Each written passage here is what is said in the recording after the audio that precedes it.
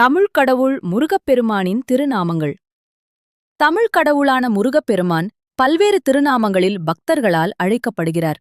முருகா என்றழைக்கவா, முத்துக்குமரா என்றழைக்கவா, கந்தா என்றழைக்கவா, கதிர்வேலா என்றழைக்கவா, எப்படி அழைப்பேன் உன்னை இங்கே காண்பேன் என்று ஒரு பாடல் உண்டு. இதில் இடம்பெறும் முருகன் பெயரில் உள்ள அர்த்தங்களை புரிந்து கொள்ளுங்கள். கார்த்திகேயன், கார்த்திகை பெண்களால் வளர்க்கப்பட்டவன். விசாதன், விசாக நட்சத்திரத்தில் பிறந்தவன். ஷண்முகன், 6 முகங்களைக் கொண்டவன். சுவாமிநாதன், சுவாமியான சிவனுக்கே நாதனாக விளங்கி பாடம் சொல்லியவன். மயில் வாகனன், மயில் வாகனம் கொண்டவன். வள்ளி மணாளன், வள்ளியை மணந்தவன். தேவசேனாதிபதி, தேவர்களுக்கெல்லாம் தலைவன். சேவர் கொடியோன், சேவலை கொடியாகக் கொண்டவன். வேலாயுதன், வேலை ஆயுதமாகக் கொண்டவன். முருகன், இளமையானவன்.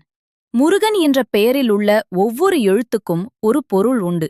அவை மூ என்றால் காக்கும் கடவுள் முகுந்தன், ரூ என்றால் அழிக்கும் கடவுள் ருத்ரன், கா என்றால் படைக்கும் கடவுள் பிரம்மா என்ற கமலோற்பவன் முருகா என்பது மும்மூர்த்திகளும் இணைந்த பெயர் ஆகும்.